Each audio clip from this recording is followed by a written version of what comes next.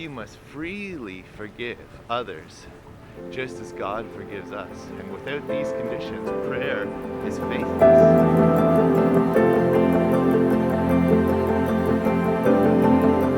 Hey guys, welcome to the video this week.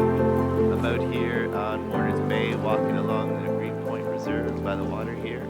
And it's a little windy, so hopefully this picks up well in the microphone. And my voice is a bit raspy today, got a bit of a cold coming on, but not too bad. Anyways, it's a nice day, so let's do this Bible passage. Anyways, guys, last week we read part 2 of our 3-part series on the fig tree, and Jesus had just entered the temple, and he'd purged it of all the money makers and thieves. And before he had cursed the fig tree and the pit that was all leaves and no fruit. And the parallel to the temple was that it was full of false prophets and no real faith in God. And today we're going to read the final passage in this series about the fig tree, where Jesus teaches his disciples the power of faithful prayer. But before we read today's Bible passage, I want you to consider these 2 questions. Number 1, I want you to think about, did Jesus teach that you can literally move mountains with your prayers?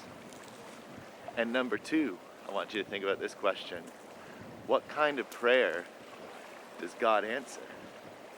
Anyways, think about those 2 questions as we read today's Bible passage and take a walk here at Green Point Nature Reserve. So guys, we're reading in the book of Mark, chapter 11 again, and we're on verse 20, and we're going to go to verse 25 today. Here's what it says. As they passed in the morning, they saw the fig tree withered away to its roots. And Peter remembered and said to him, Rabbi, look, the fig tree that you cursed has withered. Now let's pause here and recall from the prior passages in the first video of this series that the fig tree represented Israel.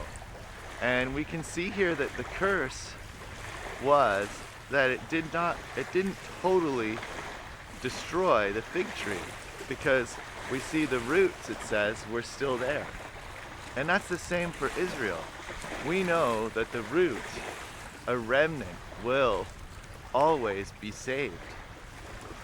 And now Jesus turns to his disciples to teach them about the power of faithful prayer here in the next verse. And we read in verse 22, and Jesus answered them, have faith in God, truly, I say to you, whoever says to this mountain, be taken up and thrown into the sea, and does not doubt in his heart, but believes that what he says will come to pass, it will be done for him.